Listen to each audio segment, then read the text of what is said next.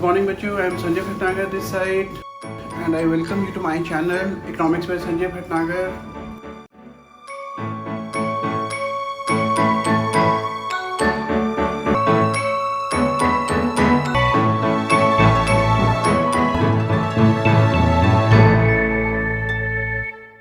Good morning बच्चों, I am Sanjay Bhatnagar this side. I welcome you to my channel. अगर आपने अभी तक सब्सक्राइब नहीं करा तो प्लीज़ सब्सक्राइब करें. मैं इससे पहले मैक्रोइकॉनॉमिक्स ऑलरेडी ख़त्म कर चुका हूँ और आपसे उम्मीद करता हूँ कि आपने मेरी सारी वीडियोस को ध्यान से देखा होगा, लाइक भी किया होगा और अपने फ्रेंड्स के साथ शेयर भी करा होगा. आज मैं इंडियन इकोनॉमिक्स स्टार्ट कर रहा हूँ एंड बहुत इंटरेस्टिंग टॉपिक है. थोड़ा सा लंबा है, बहुत सारे बच्चे इसको पसंद नहीं करते क्योंकि थियोरेटिकल है, थोड़ा बोरिंग लगेगा. लेकिन जहाँ तक मैं जिस तरीके से मैं समझाता हूँ, मुझे उम्मीद है कि आपको बहुत मज़ा आएगा, आप बहुत एंजॉय करेंगे एंड डेफिनेटली आप बहुत अच्छा स्कोर करेंगे. तो मैं चैप्टर स्टार्ट करता हूँ. चैप्टर का नाम है Indian economy on the eve of independence. भाई इंडियन इकोनॉमी इंडिपेंडेंस पर, जब इंडिपेंडेंट हमारी कंट्री इंडिपेंडेंस गेन करा तो उस टाइम पर उसकी सिचुएशन कैसी थी. तो सीधे से पहला फीचर है इंडिपेंडेंट एंड प्रॉस्पेरस इकोनॉमी. भाई हमारी इकोनॉमी एक तो इंडिपेंडेंट थी, हम किसी के कंट्रोल में नहीं थे, प्लस हम बहुत ज़्यादा वेल टू डू थे. हमारी इकोनॉमी बहुत अच्छी थी. वर्ल्ड की कुछ बहुत सबसे बेस्ट इकोनॉमीज में हमारी कंट्री का नाम आता था. अगर आपने वर्ड सुना होगा कि हमारी कंट्री को सोने की चिड़िया करके भी बुलाया जाता था ब्रिटिशर्स के आने से पहले. तो इसका मतलब है हम लोग बहुत प्रॉस्पेरस इकोनॉमी थे. जो दूसरा है एग्रेरियन इकोनॉमी. भाई क्योंकि हमारी कंट्री की पॉपुलेशन का बहुत बड़ा पार्ट एग्रीकल्चर पर डिपेंडेंट है. उस टाइम पर हमारे यहाँ पे इंडस्ट्रियल डेवलपमेंट नहीं हुआ था, तो ज़्यादातर लोग खेती बाड़ी पे डिपेंड करते थे एम्प्लॉयमेंट के लिए, इनकम के लिए. तो इसका मतलब है कि हमारी इकोनॉमी मेनली एग्रेरियन इकोनॉमी थी, मेनली एग्रीकल्चर बेस्ड इकोनॉमी थी. एम्प्लॉयमेंट पॉइंट ऑफ व्यू से, इनकम पॉइंट ऑफ व्यू से, and we were self sufficient. मतलब हम इतना उगाते थे कि हमारे खुद की कंट्री की ज़रूरतों को पूरा करने के लिए काफ़ी होता था. बल्कि हम बाहर के बहुत सारे देशों को एक्सपोर्ट भी करते थे. तो तीसरा पॉइंट है वो है वेल नोन हैंडीक्राफ्ट इंडस्ट्रीज़. भाई हैंडीक्राफ्ट इंडस्ट्रीज जैसे पॉटरी मेकिंग, जैसे कारपेट वीविंग है, बास्केट मेकिंग है, ये सारी की सारी इंडस्ट्रीज को हैंडीक्राफ्ट इंडस्ट्री बोला जाता है. हमारी कंट्री का जो हैंडीक्राफ्ट इंडस्ट्रीज थी वो वर्ल्ड की कुछ बेस्ट इंडस्ट्रीज में काउंट किया जाता था. हम बहुत सारे देशों को एक्सपोर्ट करते थे and we were known for this. हमारे को इस हैंडीक्राफ्ट इंडस्ट्रीज में बहुत अच्छे तरीके से जाना जाता था. हैंडीक्राफ्ट इंडस्ट्रीज को इसका एग्जाम्पल दे सकते हैं जैसे cotton textiles, stone, metal, carpet weaving, pottery making. ये सारी की सारी हैंडीक्राफ्ट इंडस्ट्री से हमारी कंट्री का बहुत ज़्यादा नाम था. ओके बच्चों, इससे पहले कि हम चैप्टर आगे पढ़े, हमें एक वर्ड का मतलब बहुत अच्छे से मालूम होना चाहिए. ये वर्ड है कॉलोनियलिज्म. भाई कॉलोनियलिज्म होता क्या है, ध्यान से डेफिनेशन सुनिएगा. Colonialism refers to the system of political and social relations between two countries of which one is the ruler and the other is its colony. एक ऐसा सिस्टम जो पॉलिटिकली सोशल रिलेशन डिफाइन करता है दो देशों के बीच में, जिसमें से एक कंट्री तो रूलर है और दूसरी कंट्री उसकी कॉलोनी है. कॉलोनी का मतलब है कि उसके कंट्रोल में है. यहाँ पे जैसे कि इंडिया के केस में जो रूलर कंट्री थी वो थी ब्रिटेन और जो कॉलोनी थी वो थी इंडिया.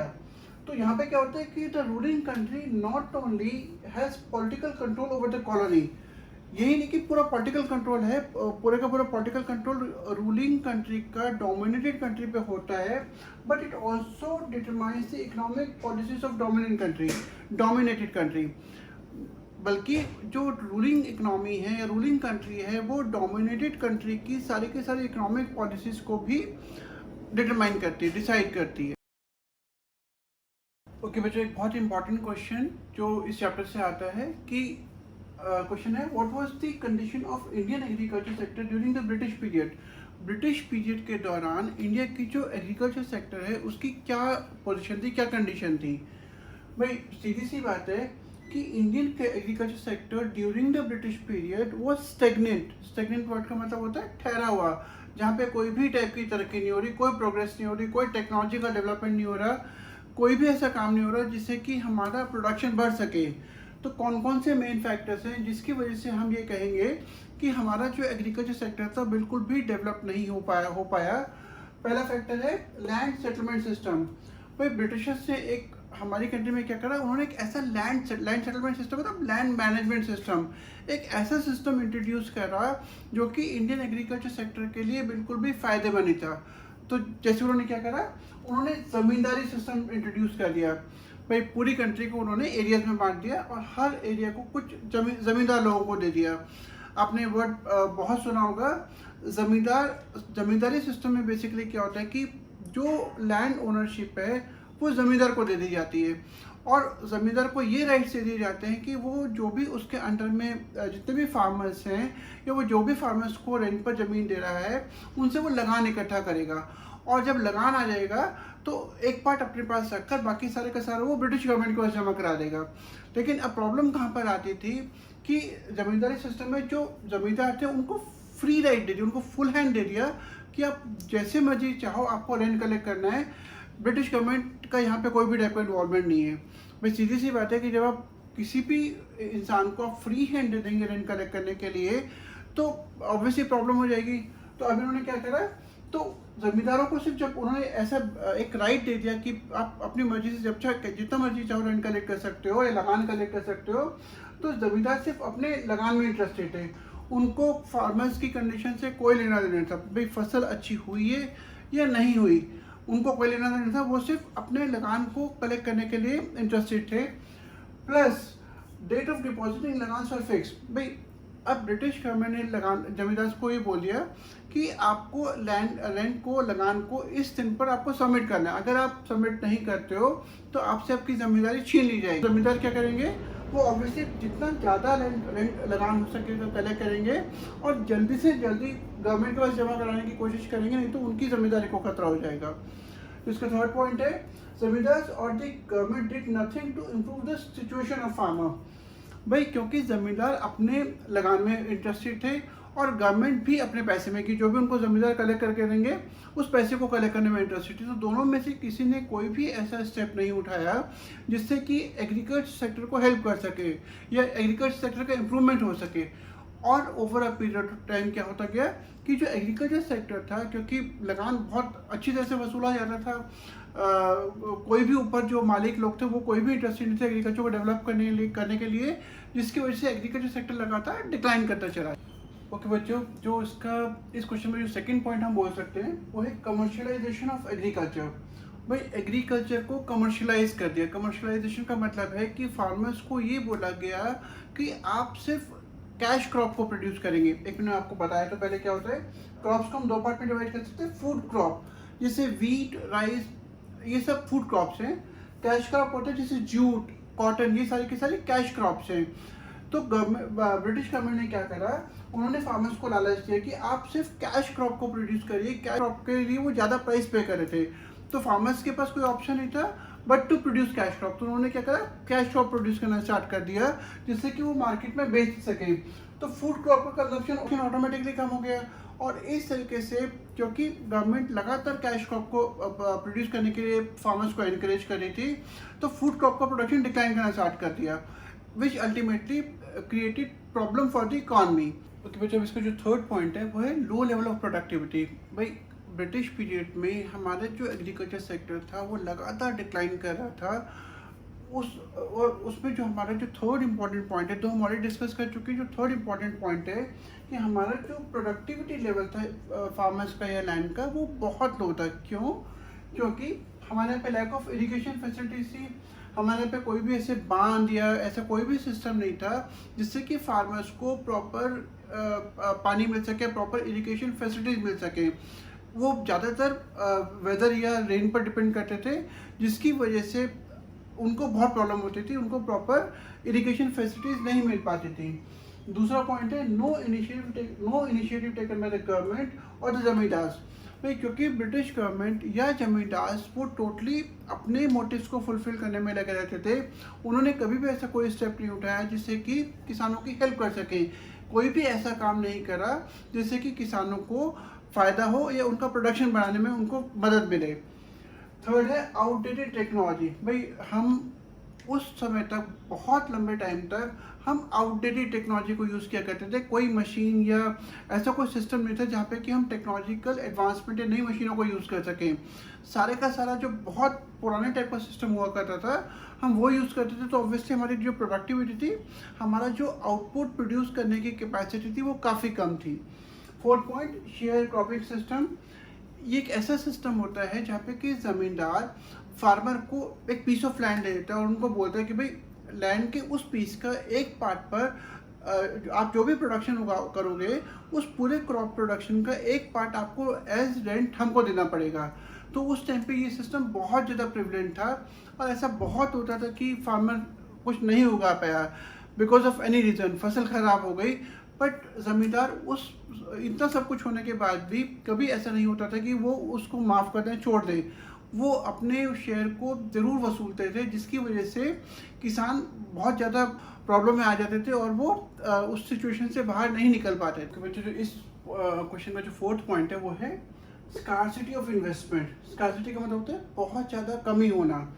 भाई अभी हम इस पॉइंट को ऑलरेडी डिस्कस कर चुके हैं कि गवर्नमेंट या ज़मींदार वो टोटली अपने में ही इंटरेस्टेड थे, वो अपने पैसे में ही इंटरेस्टेड थे। उन्होंने कोई भी ऐसा काम नहीं करा जिससे कि वो एग्रीकल्चर सेक्टर को इम्प्रूव कर सकें। तो भाई सीधी सी बात है कि ना तो उन्होंने कोई लैंड मैनेजमेंट सिस्टम को इम्प्रूव करने के लिए कोई कदम उठाया, ना ही कोई उन्होंने कोई इन्वेस्टमेंट करी टेक्नोलॉजी को इम्प्रूवमेंट करने में, ना ही कोई ऐसा काम करा जैसे कि क्रॉप रोटेशन या ऐसा कोई भी काम उस टाइम पर प्रैक्टिस में नहीं किया गया। फार्मर्स इलिटरेट थे, they were helpless, they were overburdened, they were under heavy debt. Problem कहाँ पर होनी स्टार्ट हो गई कि धीरे धीरे जो एग्रीकल्चर सेक्टर था वो डिक्लाइन करना स्टार्ट कर दिया। ओके बच्चों, जो सेकंड मोस्ट इम्पॉर्टेंट क्वेश्चन है इस चैप्टर में वो ये है, what was the condition of Indian industrial sector during the British period. British period के टाइम में जो इंडिया का इंडस्ट्रियल सेक्टर था उसकी क्या कंडीशन थी।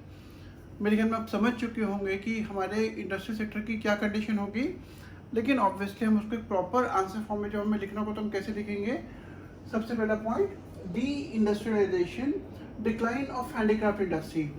भाई ब्रिटिशर्स ने क्या करा, उन्होंने एक ऐसी पॉलिसी अपनाई जहाँ पे कि हमारा इंडस्ट्रियल सेक्टर का डिक्लाइन स्टार्ट हो गया, क्योंकि उनका टोटल एम अपने इंडस्ट्रीज को प्रमोट करना था। तो उन्होंने एक डिस्क्रिमिनेटरी इकोनॉमिक पॉलिसीज अपनाई।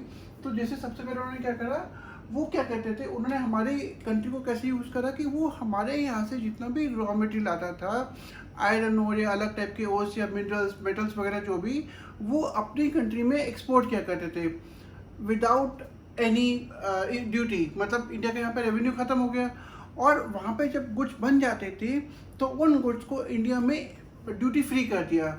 तो मतलब यहाँ से गुड्स जा रही है फ्री ऑफ कॉस्ट और वहाँ से जो गुड्स आ रही हैं उन पे भी कोई ड्यूटी नहीं लग रही।